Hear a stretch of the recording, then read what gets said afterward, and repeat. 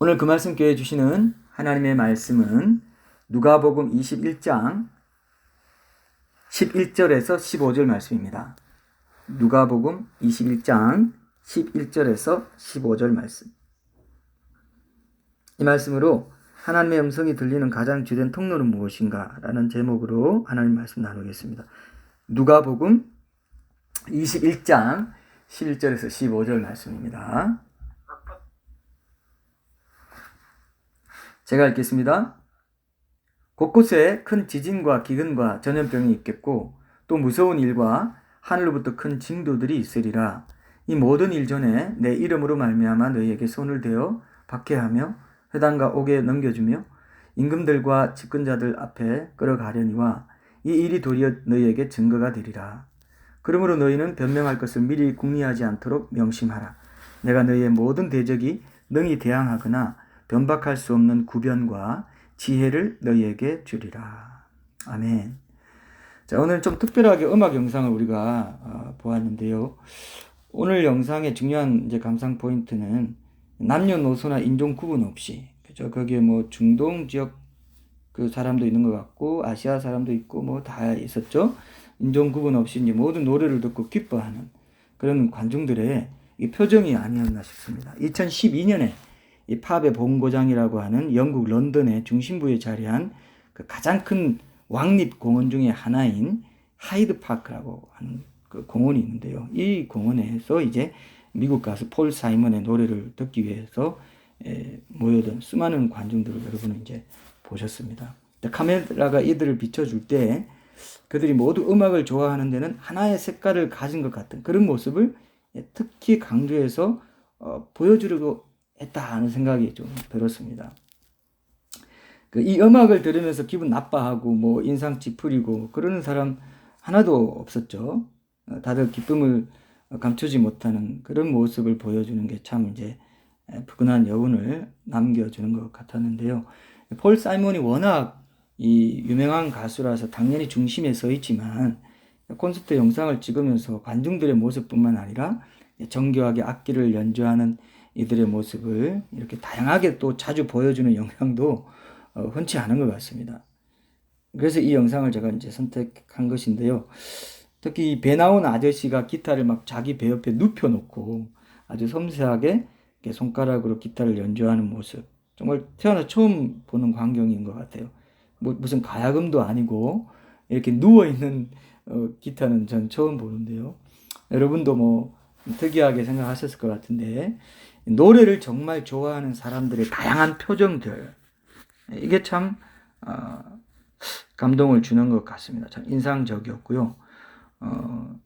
제가 오늘 뭐 거의 그 음악 다방의 DJ처럼 설교를 시작하고 있는 것 같은데 폴 사이먼이 부른 이 The Boxer, 권투 선수라는 뜻이죠. 이 곡은 1970년에 크게 히트를 했습니다. 그래서 아주 전 세계적으로 히트를 해서 이 각종 상을 휩쓸고 불후의 명곡으로 알려져 있는 곡입니다.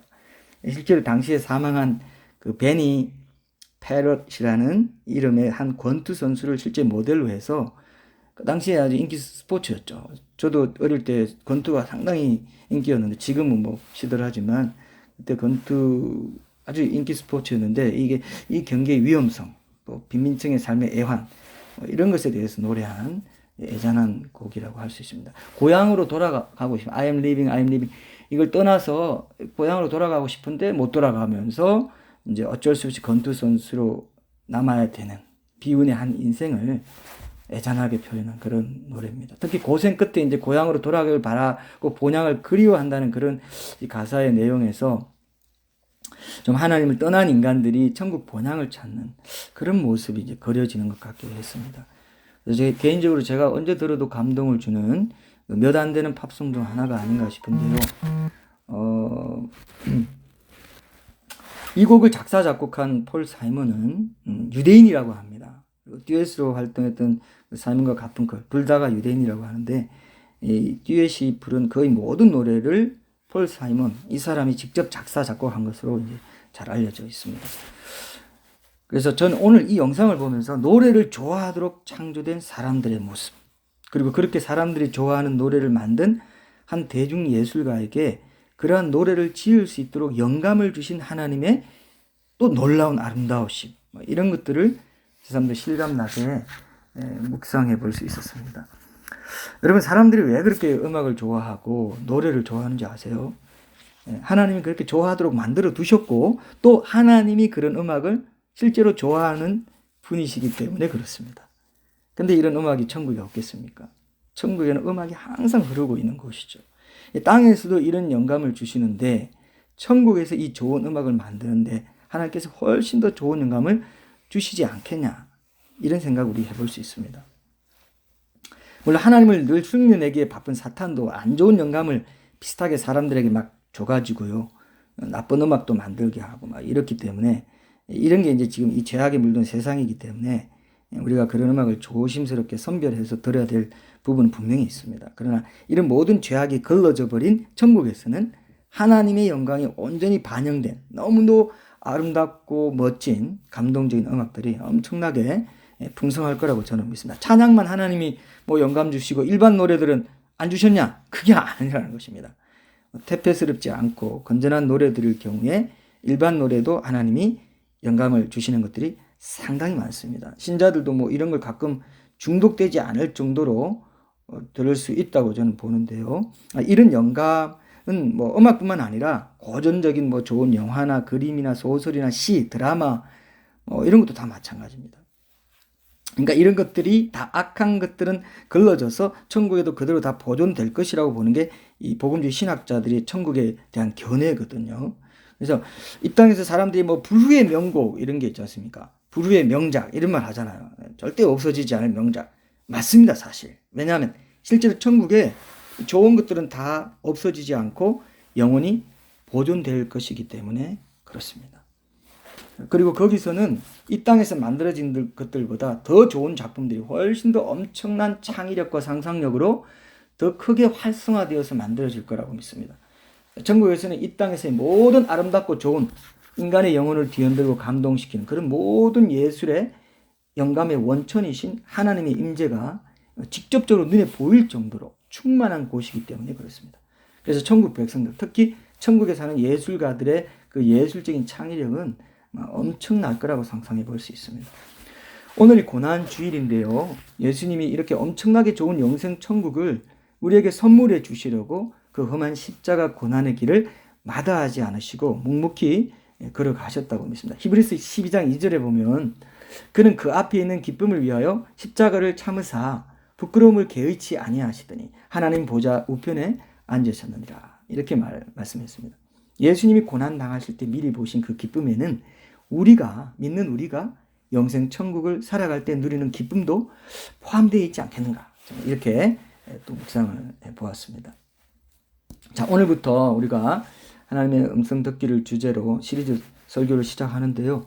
오늘은 그 첫 번째 시간으로 하나님의 음성이 들리는 가장 주된 통로는 무엇인지, 여기에 대해서만 핵심적으로 집중해서 나누려고 합니다. 물론 다른 여러 통로들이 있지만 오늘 본문과 관련해서는 그 모든 것들보다 더 일반적인 가장 주된 통로 하나에 대해서만 먼저 살펴보려고 합니다. 제가 오늘 폴 사이먼의 콘서트 장면을 이제 설교 주제와 관련된 영상으로 함께 나눈 이유가 있습니다. 하나님을 모르고 믿지 않는 일반인들, 특히 예술가나 작가나 학자들, 이런 사람들도 사실은 이 영감이란 형태로 하나님의 음성과 비슷한 것을 경험하고 있다는 사실을 실제적인 예로 제가 들어드리기 위해서였습니다. 사람들은 이들이 받는 탁월한 영감을 가리켜서 천재적인 영감이라고 말하기도 합니다. 이 천재라는 말 자체가 하늘의 재능이라는 뜻인데요, 하나님이 주시는 영감을 말하는 거라고 볼 수 있어요. 그래서 타고난 재능이 있는 사람을 영어로 뭐라고 하냐면 gifted man이라고 합니다. gift가 선물이잖아요. 그래서 하나님께 그런 재능을 선물 받았다, 이런 뜻이 있는 것입니다. 그러니까 하나님을 믿든지 안 믿든지 하나님의 형상을 지닌 모든 사람들은 양심을 통해서든 내적인 어떤 영감을 통해서든 모두 다 하나님의 선한 영향을 받으면서 살아가고 있다고 봐야 한다는 거죠. 이것을 신학적으로는 일반 은총이라고도 말하는데요. 그렇다면 하나님을 믿는 그분의 자녀들, 하나님의 직접적인 계신 말씀을 알고 믿고 그 특별 은총 가운데 살아가는 그분의 백성들은 사실 얼마나 더 자주 그분의 선한 영향 가운데 있겠는가, 또 있어야 하겠는가, 이런 걸 우리가 한번 좀 깊이 돌아봐야 한다고 생각합니다. 세상 사람들은 각자 자신이 하는 일의 종류에 따라서 뭐 영감을 받았다든지 하는 식으로 이제 하나님의 선한 영향을 받는 것에 대해 표현한다면, 이 그분의 백성들은 그렇게 막연하게 표현하지 않고 특별히 하나님의 음성을 들었다, 이런 표현을 사용한다는 것입니다. 그래서 하나님의 음성을 들었다고 할 때 그게 뭐냐고 물어본다면 한마디로 이렇게 말할 수 있습니다. 하나님의 음성은 내 생각을 통해 들린다는 것입니다. 그 음성은 내 안에서 하나님이 원하시는 생각이 떠오르게 해주시는 걸 통해서 들리게 되어 있다는 겁니다. 이것이 하나님의 음성을 듣는 가장 흔하고도 1차적인 주된 통로라고 말할 수 있습니다. 오늘 우리가 함께 읽은 그 누가복음 21장 11절에서 15절 본문에서는 바로 그렇게 하나님의 음성을 듣는 삶과 관련해서 가장 두드러진 주된 요소 하나를 보여주고 있는데요. 그것이 바로 하나님의 음성이 전달되는 가장 주된 통로는 바로 다름 아닌 나의 생각이라는 것입니다. 서두에서도 제가 잠깐 암시한 것처럼 하나님의 음성은 흔히들 오해하듯이 뭔가 거창하게 하나님의 육성을 직접 내 귀로 듣는다든지 해서 듣는 게 주된 통로가 아니라는 사실을 먼저 기억해야 돼요. 이거 오해하는 사람이 굉장히 많습니다. 육성으로 누구 무엇이야 이렇게 부른다든지 이런 게 들려야 하나님의 음성이다, 그렇게 생각하기 때문에 직통 계시니 뭐니 막 오해도 하고 막 이상한 거 아니냐 이렇게 생각하는데 그게 아닙니다. 우리는 계속 하나님의 음성을 듣고 있습니다. 근데 우리가 못 알아본다는 거, 이런 것들을 이번 기회에 여러분들이 잘 알아보시고 정리하시고 항상 하나님의 음성을 듣는 성령 충만한 삶을 소원하게 되는 것이 이번 설교 시리즈의 목적이라고 할 수 있습니다. 우리는 보통 내 생각을 통해서 내 음성을 듣기도 하고 하나님의 음성을 듣기도 한다는 것을 기본 전제로 해 두셔야 오늘 본문 말씀도 올바로 이 균형 있게 이해할 수 있습니다. 자, 오늘 본문 14절에서 15절을 다시 한번 읽어보겠습니다. 그러므로 너희는 변명할 것을 미리 궁리하지 않도록 명심하라. 내가 너희의 모든 대적이 능히 대항하거나 변박할 수 없는 구변과 지혜를 너희에게 주리라. 자, 지금 읽은 이 본문 앞절인 11절부터 13절까지의 내용은 우리에게 이미 익숙한 말씀인데요. 마지막 때가 되면 나타날 징조들이 뭔지를 알려주시면서 그런 징조들이 나타날 때 하나님의 백성들이 이 사람들에게 핍박을 받는 위기의 때도 이제 도래하게 되는데, 그럴 때에 하나님께서 주의 자녀들에게 자신의 음성을 들려주심으로써 그 위기를 잘 이겨내게 해주시겠다는 그런 말씀을 담고 있습니다. 이 말씀은 예루살렘이 멸망하기 전에 예수님을 따르는 제자들이 당할 핍박을 이야기하면서 그것을 전조로 해서 역사의 마지막 때에 신자들이 당하게 될 핍박도 동시에 언급하고 있는 그런 예언입니다. 실제로 이런 핍박이 그 당시에 있었고요. 또 앞으로 최종적으로 이러한 핍박의 상황이 오게 되리라 생각합니다. 마지막 때 이 핍박의 상황이 구체적으로 어떻게 전개될지는 여러 해석이 있을 수 있습니다. 그러나 분명한 것은 적그리스도 체제가 조성되어 가면서 앞으로 교회는 핍박받는 시대로 들어갈 것이라는 사실입니다. 이건 분명합니다. 그래서 오늘은 이 문제를 이제 주되게 살펴보려는 게 아니고, 또 이 부분은 하나님의 음성을 듣는 테마와 직접적으로 관련되지 않기 때문에 여기서는 이제 구체적으로 이제 다루지 않으려고 합니다. 아무튼 그런 말세의 때에 신자들이 이 비상한 핍박의 상황을 당하게 될 때, 그때 신앙생활에서 아주 중요하게 여겨서 평소에 익숙해져 있어야 할 것이 있다는 사실을 명심해야 한다는 거죠. 그게 바로 뭐냐 하면은 내 음성이 아닌 하나님의 음성에 익숙해져 있어야 한다는 것. 이것이 오늘 우리가 가장 중요한 부분으로 살펴보고자 하는 것입니다. 제가 방금 읽은 14절 말씀에 보면 그러한 핍박의 위기를 당할 때 신자들이 미리 무엇을 말할지 궁리하지 말라고 하십니다. 이건 내가 내 생각으로 문제에 대응하려고 할 수 있는데 그러지 말고 이제 하나님의 음성을 배제하고 내 의지로 문제를 해결하려고 할 수 있는 그런 일을 하지 말고 내 안에 하나님의 음성을 따라서 그분의 지시를 따라서 위기의 때를 대응하고 거기서 벗어나야 된다. 이런 뜻이 있는 거죠. 그러니까 이 말씀은 조금 더 확대해서 들여다보면 내 안에 하나님의 음성도 있고 내 음성도 있다는 사실을 말씀하시는 것으로 볼 수 있다. 저는 이렇게 묵상이 되었습니다. 이 본문을 자세히 관찰해 보니까 결국 14절은 내가 내 생각으로 내 육신의 생각으로 내 음성을 듣고 뭔가 미리 준비해서 염려하는 것이고, 15절은 그거 하지 마, 그거 줄여, 그걸 내려놔. 하나님의 음성을 듣고 하나님 주시는 구변과 지혜로 그 위기를 이겨내도록 평소에 하나님의 음성에 익숙해 있어야 돼 하는 주님의 음성을 저는 듣게 되었습니다. 자, 이렇게 들려주시는 음성이 내 밖에서 하나님이 무슨 소리를 내가지고 육체적으로 내 귀로 듣게 하는 식의 그런 유형이 아니라는 사실, 이 사실은 오늘 이 본문 말씀과 비슷한 맥락에서 전해진 이 다른 공간 복음서의 말씀을 비교해보면 금방 확인할 수 있습니다. 오늘 본문 말씀과 비슷한 맥락에서 전하면서도 다르게 표현한 말씀이 마가복음과 마태복음에도 나옵니다. 먼저 마가복음 한번 찾아보세요. 13장, 마가복음 13장 11절 말씀을 찾아서 읽어보겠습니다. 마가복음 13장 11절 말씀입니다. 제가 읽겠습니다. 마가복음 13장 11절. 사람들이 너희를 끌어다가 넘겨줄 때에 무슨 말을 할까 미리 염려하지 말고 무엇이든지 그때에 너희에게 주시는 그 말을 하라. 말하는 이는 너희가 아니요 성령이시니라. 이 말씀은 누가복음 12장 12절에도 비슷한 형태로 기록되어 있는데요. 여기에 보면 오늘 본문 누가복음 21장에 언급하시지 않은 성령이 등장합니다. 누가복음과 마가복음의 이 말씀을 종합해보면요, 여기서 언급하시는 성령, 곧 위기의 때에 우리 신자들에게 말씀하시는 분이 곧 예수님이기도 하다는 것을 알 수 있습니다.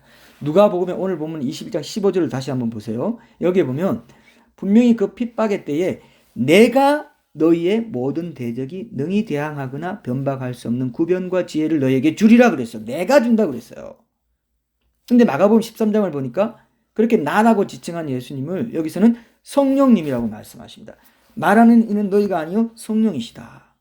그래서 사실은 여기에 삼일체 하나님의 진리가 드러나 있는 것이기도 합니다. 근데 아직 이 두 본문을 통해서만은 하나님이 우리에게 말씀하실 때 바깥에서 무슨 소리를 들려주시는 건지, 아니면 정말 내 안에서 특정한 생각을 떠오르게 해주셔서 그분의 음성을 들려주시는지 명확하지 않죠. 근데 이 본문의 맥락과 비슷한 마태복음 10장 19절 20절 말씀, 이것도 찾아보세요. 마태복음 10장 19절 20절 말씀. 여기에 보면 그 사실이 좀 더 분명해집니다. 이 말씀의 맥락 역시 이제 예수님의 이름을 증거하다가 핍박당하는 신자들에게 주시는 말씀이라고 볼 수 있는데요. 한번 찾아 읽어보겠습니다. 다 찾으셨죠? 마태복음 10장 19절 20절 제가 읽어보겠습니다. 너희를 넘겨줄 때에 어떻게 또는 무엇을 말할까 염려하지 말라. 그때에 너희에게 할 말을 주시리니 말하는 이는 너희가 아니라 너희 속에서 말씀하시는 이 곧 너희 아버지의 성령이시니라. 이 말씀에 보면 좀 더 분명하게 그러한 핍박의 때에 우리에게 할 말을 주시는 분이 있는데, 그렇게 말해주는 이는 우리 자신이 아니라 우리 속에서 말씀하시는 이 곧 우리 아버지 하나님의 성령이라고 말씀하십니다. 여기서도 삼일체 하나님이 등장해요. 예수님께서 굳이 성부 하나님을 지칭하면서 성령님을 이제 언급하시는데요. 이건 성령님이 내 안에 거하신다는 건 사실 삼일체 하나님이 거하신다는 의미이기도 하다는 뜻을 갖고 있습니다. 아무튼 여기서는 예수님이 아주 단도직입적으로 너희 속에서 곧 우리 안에서 하나님의 성령이 말씀하신다고 언급하십니다. 우리 안에서 말씀하시는 것이니까 그 우리 안에 생각을 떠오르게 해주셔서 말씀하시는 것임을 나타내는 거죠. 이것을 신학적인 용어로 내적 음성이라고도 하는데요. 이 내적 음성이라는 것이 바로 내 안에 떠오르는 생각이기 때문에 저는 여러분들이 이해하기 쉽도록 그냥 생각이라고 표현하고 있는 것입니다. 물론 마가복음에서 우리에게 말씀하시는 분이 성령이라는 사실만으로도 이 성령이 우리 바깥에 계시는 분이 아니라 우리 안에 내주하시는 분이니까 우리 안에서 음성을 들려주신다, 이렇게 이해할 수도 있습니다. 그러나 마태복음 말씀을 통해서 보면 좀 더 분명하게 하나님은 내 안에서 음성을 들려주신다, 이러한 사실을 확인할 수 있다고 믿습니다. 이렇게 내 안에 계신 성령님이 어떤 말씀을 내게 주실 때 직접 귀로 알아들을 수 있는 그런 말을 들려주시는 것으로 주시는 게 아니라 내 생각을 통해 주신다는 사실을 성경을 통해서 분명히 확인할 수 있습니다. 사실 내가 속으로 생각한다는 것은 내 내면이 말하는 것을 내 속귀로 듣는 것과도 같다고 볼 수 있어요. 근데 그것이 내 음성일 때도 있고 하나님의 음성일 때도 있는데, 아무튼 내 안에 떠오르는 생각을 통해서 그 음성이 전달된다는 사실만큼은 분명히 해둘 필요가 있습니다.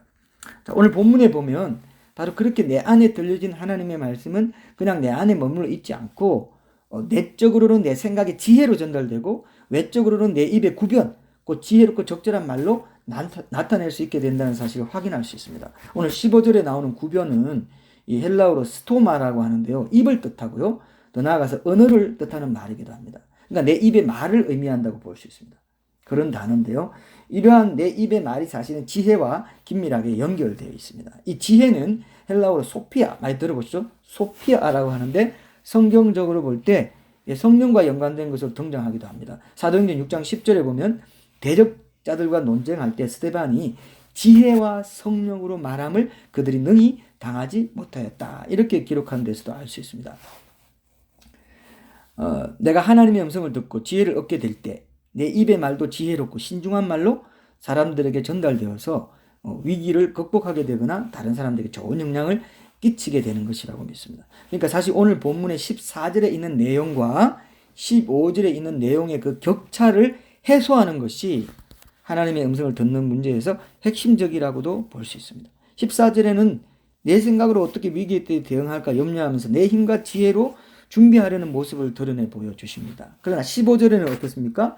그렇게 하지 마라. 그때 그 상황에 가면 하나님께서 너희 안에 떠오르는 생각을 통해서 음성을 들려주심으로 능히 그 상황을 이겨낼 구변과 지혜를 갖게 해 주실 것이다. 이렇게 권면해 주시는 것이 오늘 본문 말씀의 핵심입니다. 그러니까 내가 내 생각에 의지해서 문제를 해결하려고 하는 거, 내가 원하는 대로 내 육신적인 감각을 따라서 뭔가에 대응하면서 살아가려는 거, 이런 것들을 육신적인 나의 음성이라고 할 수 있다는 거죠. 반면에 하나님의 음성을 따른다는 것은 뭡니까? 그러한 내 음성을 최대한 줄이거나 죽이고 내 안에서 생각을 떠올리게 해주시는 것을 통해서 들려주시는 하나님의 음성을 잘 듣고 그것 그대로 따라 살아가는 것을 의미한다고 볼 수 있죠. 그러니까 어떻게 보면 내 음성을 따르지 않고 하나님의 음성을 따라 사는 것이 곧 신자의 성화 과정의 전부라고도 볼 수 있다는 겁니다.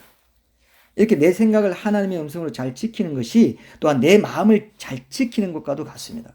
그래서 우리가 잘 아는 잠언 4장 23절에 보면 무릇 지킬 만한 것보다 더욱 내 마음을 지키라. 생명의 근원이 이에서 남이니라. 이런 말씀이 있죠.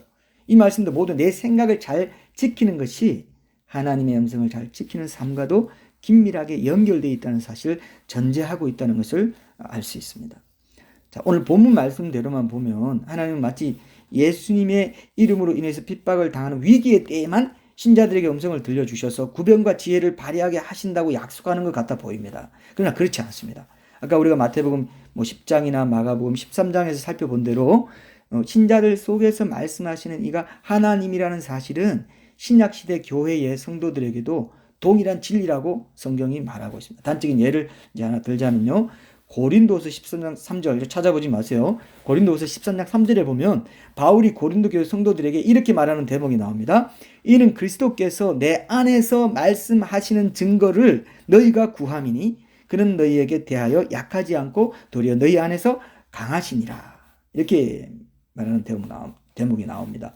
여기에 예수님이 신자인 바울 안에서 말씀하신다는 표현 자체가 바울에게 예수님이 바울의 생각을 통해서 음성을 들려주신다는 의미라고 볼 수 있습니다. 또 빌립보서 2장 13절에 보면요. 사도 바울이 빌립보 교회 신자들에게 너희 안에서 행하시는 이는 하나님이시니 자기의 기쁘신 뜻을 위하여 너희에게 소원을 두고 행하게 하시나니 이렇게 말합니다. 여기서 하나님께서 신자들 안에서 행하신다는 거 그게 뭐냐? 이렇게 우리가 묵상을 해보면 분명히 말씀하시는 것까지도 포함한다고 볼 수 있어요. 말씀하시는 것도 행하시는 것에 포함되기 때문에. 근데 더 묵상을 해보면요. 우리 안에서 행하실 때 하나님은 주로 우리 생각을 통해 음성을 들려주시는 것으로 행하시는 것이 거의 대부분이다. 이렇게 볼 수 있겠다는 생각을 하게 됩니다. 여러분 생각해 보세요. 하나님께서 우리 안에서 뭐 손짓을 하시겠습니까? 발짓을 하시겠습니까? 아니면 막 무력을 사용해가지고 제 내장을 막 비트신다든지 뭐 그렇게 하시겠어요? 물론 때로는 실제로 급하게 필요해서 위기 정보를 울리시느라고 내 내장을 직접 손으로 비트실 때도 있는 것 같아요. 그럴 수 있습니다. 또 돌아보면은 하나님이 그러셨나 이런 생각이 들 때도 있으면 물론 제 오해겠지만 그러나 평소에는 늘 인격적으로 내 마음을 감동시키시고 움직이시고 마음으로부터 사랑을 고백하고 하나님의 거룩한 뜻을 알고 거기에 순종하게 하시기 위해서 주로 말씀하시는 것을 통해서 우리의 삶을 인도해 가시고 그렇게 하기 위해서 우리 안에서 행하신다는 것을 우리가 인정할 수 있습니다. 조금만 더 묵상을 해보면 행하신다는 말씀 속에는 하나님이 주로 음성을 들려주시고 내 안에서 인격적으로 말씀하시고 나랑 대화하시고 커뮤니케이션 하시는 그것이 행하시는 것의 거의 대부분이 아닙니다. 내 안에서 행하시는 거예요. 내 환경을 인도하고 사람을 만나게 하고 여러 가지 이런 것들은 밖에서 행하시는 것이지만 우리 안에서 행하신다고 그랬잖아요. 여기 빌립보서 2장 13절에 보면은 너희 안에서 행하시는 이는 하나님이시니 자기의 기쁘신 뜻을 위하여 너에게 소원을 두고 행하게 하신다. 내 안에 음성을 들려주심으로써 내가 바깥으로 행할 수 있도록 삶으로 살아갈 수 있도록 하신다는 거죠. 하나님 억지로 나를 하여금 행하게 해서 콧게 가지고 억지로 하게 막 완력을 사용하시는 것이 아니라 인격적인 말씀을 통해서 그분이 말씀이시잖아요. 그래서 이렇게 지금도 오늘 본문의 상황과 비슷한 위기의 때를 만났을 때 우리에게도 동일하게 주의 음성을 들려주시지만 위기가 아닌 평상시에도 여전히 신자의 안에서 일하시는 하나님의 음성을 들을 수 있다고 볼 수 있습니다. 위기의 때나 평상시에나 우리 신자들이 해야 할 것은 결국 주님을 증거하는 일이라고 본다면 이렇게 하나님의 음성을 듣는 것은 신자의 삶에 원래부터 당연하게 필수적으로 있어야 할 그런 요소라고 봐도 과언이 아닙니다. 이렇게 신자가 하나님의 음성을 듣는 것이 중요하다는 것은요, 그 음성을 듣는다는 것 자체가 대단해서가 아닙니다. 그 음성이 하나님의 뜻을 담고 있고 내 인생이 그 뜻대로 인도함을 받는 게 중요하기 때문에 그 하나님의 음성을 잘 분별해서 들어야 한다는 거죠. 그래서 아까 빌립보서 2장 13절에서도 하나님이 우리 안에서 행하시는 이유는 자기의 기쁘신 뜻을 위하여, 뜻을 알게 하시고 기쁘신 뜻을 위하여 우리로 하여금 소원을 두고 행하게 하기 위해서, 인도해 가시기 위해서 그렇게 말씀하신다. 이 말씀도 같은 맥락이라고 볼 수 있습니다. 그렇게 잘 듣고 분별하게 될 때 오늘 본문 15절에 이제 나오는 대로 우리의 삶에서 하나님이 주신 구변과 지혜를 발휘하면서 주변에 좋은 영향을 끼치는 가운데 하나님의 나라를 확장하면서 살아갈 수 있다고 믿습니다. 결국 하나님의 음성을 내가 잘 분별해서 듣게 되면 내 생각이 지혜로워지고 그에 따라 내 입의 말이 올바르게 다스려진다는 사실을 알 수 있어요. 우리의 신앙생활에서 이보다 더 중요한 요소가 잘 없습니다. 오죽하면 사도 야고보도 야고보서 3장 2절에 보면 말에 실수가 없는 자라면 곧 온전한 사람이라 능히 온몸도 굴레 씌우리라 이렇게까지 말했습니다.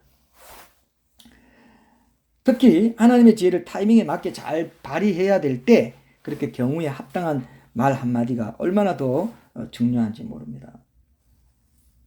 언쟁반의 금사가라는 표현이죠. 경우에 합당한 말 하면 언쟁반의 자문에 보면 언쟁반의 금사가다 그런 말도 있습니다. 여러분 하나님 말씀이시기 때문에 그분의 형상을 따라 지어진 우리 자신도 사실은 말입니다. 말이고 우리 자신이에요. 이 말이 하나님의 말씀, 그분의 뜻을 담은 음성으로 지혜로워지게 되면 나 자신이 그만큼 더 지혜롭고 성숙해진다는 것이고요. 결국 그 성숙한 나 자신에게서 나오는 그 말이 내 주위 사람들의 생명을 살리는 말이 될 것은 당연한 거죠. 그리고 위기의 때에도 벗어나게 해줄 것은 당연한 거죠. 그러니까 이 하나님의 말씀을 음성을 듣는다는 것은 성화 과정, 내가 성숙해가는 과정, 하나님 뜻대로 살아가는 과정, 하나님 말씀을 묵상하고 이렇게 해가는 과정하고 아주 밀접하게 관련되어 있습니다. 그렇게 잘 할수록 하나님의 말씀을 더 잘 듣게 되고 지혜로워지게 되고 그 지혜로 위기의 때를 벗어나게 되는 이런 일들이 실제로 우리 삶에 일어난다는 거죠. 그래서 이 구변과 지혜가 바로 하나님의 음성을 들은 결과로 우리 삶에서 맺게 되는 아주 중요한 열매라고 할 수 있습니다. 실제로 우리의 혀가 하나님 뜻대로 잘 다스려지는 것이 열매 맺는 신앙생활에서 얼마나 중요한지 모릅니다. 아무리 은혜를 많이 받아도 이 말을 함부로 딱 하고 나면은 은혜가 새 나가버려요, 실제로. 그렇게 우리 혀가 잘 다스려질 때 하나님께서 주시는 지혜가 값싸게 산티난다는 그런 걸 하죠. 산티난다. 그렇게 산티나게 함부로 새 나가지 않게 하는 것은 이 입을 잘 지키는 겁니다. 그렇게 할 때 잘 지켜지고 지혜가 잘 지켜지고 적재적소에 타이밍에 맞게 잘 활용될 수도 있다는 거죠. 자, 우리가 오늘 본문에 나오는 것 같은 위기의 때에 하나님의 음성을 잘 듣고 적절한 구변과 지혜를 발휘할 수 있으려면 평소에 주님의 음성에 깨어있고 익숙해져 있는 삶을 살아야 된다는 것을 결론적으로 우리가 말할 수 있습니다. 사실 이것이 가장 중요한 관건이라고 할 수 있어요. 그렇게 하기 위해서는 평소에 늘 기도와 말씀에 깨어있는 삶을 통해서 하나님을 친근하게 잘 알고 그분과 친밀한 교제를 늘 나누는 삶을 살고 있어야 됩니다. 그래서 기도와 말씀이 중요하다고 하는 이유도 이 때문입니다. 영혼의 호흡인 기도와 영혼의 양식인 말씀으로 영적인 생명이 살아있어야 하나님의 음성을 듣는 영혼의 기도 더 잘 열려있게 될 것이기 때문이죠. 실제로는 기도하고 말씀 묵상할 때 하나님께서 내 생각을 통해서 하나님의 음성을 들려주시고 그분의 뜻을 보여주실 때가 또 많잖아요. 오늘부터 저도 이제 개인적으로 오늘부터 고난 주간을 맞으면서 이번에는 뭐 여러 가지 나라와 교회 안팎의 상황이 참 중대한 것 같아서 여성 금요일을 앞두고 사흘 금식을 하면서 기도해야 되겠다 이런 마음을 주셨어요. 이건 제가 찬양하며 기도할 때 제 마음에 부어 주시고 생각하게 하신 이제 건데 이런 게 바로 하나님의 음성인 겁니다. 그래서 기도할 때, 말씀 묵상할 때 제일 많이 하나님의 음성을 주시는데 그게 생각이 떠오르는 것을 통해서 주십니다. 생각이 떠오르게 해주. 그게 생각을 통해서 내 안에서 말씀하십니다. 이걸 이제 내 생각도 있고 거기에는 내 생각도 있고 사탄의 음성도 있고 하나님의 음성도 있습니다. 내 생각이고 내 음성으로 나타나는 건데요.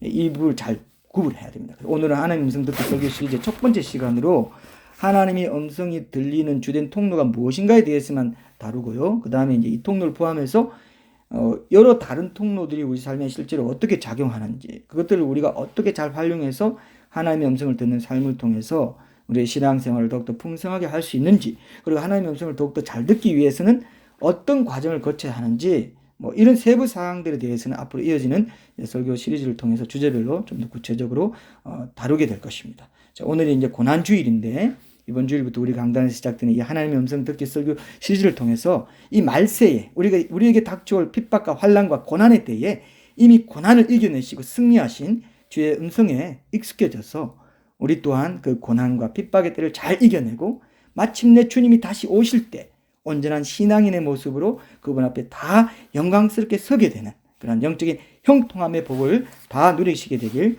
축복드립니다. 기도하겠습니다. 하나님 감사합니다. 오늘 고난주일에 우리에게도 앞으로 닥쳐올 고난과 환난과 핍박의 때에 주의 음성을 듣고 그 음성에 따라 적절한 구변과 지혜를 발휘함으로 위기의 때를 벗어나 주의 복음을 증거할 수 있도록 평소에 우리가 늘 기도와 말씀을 통해 주의 음성에 익숙해질 수 있도록 때마다 은혜와 지식을 더하여 주신 것을 감사합니다. 오늘 특별히 그러한 은혜와 지식을 더하여 주신 것을 통해서 주님 오실 때가 가까운 이때에 우리가 날마다 주의 음성에 더욱 민감해져서 하나님의 나라를 효과적으로 확장하고 주님이 다시 오실 때 영광 가운데 맞이하기에 부족함이 없도록 인도하여 주시옵소서. 지금은 우리 주 예수 그리스도의 은혜와 하나님 아버지의 사랑과 성령님의 교통하심이 날마다 육신의 소욕을 죽이고 거룩한 주의 음성에 깨어 주의 뜻에 합당한 삶을 살기를 소원하는 그 말씀 교회의 모든 지체들의 삶 가운데 지금으로부터 영원토록 함께하여 주시옵기를 간절히 축원하옵나이다. 아멘.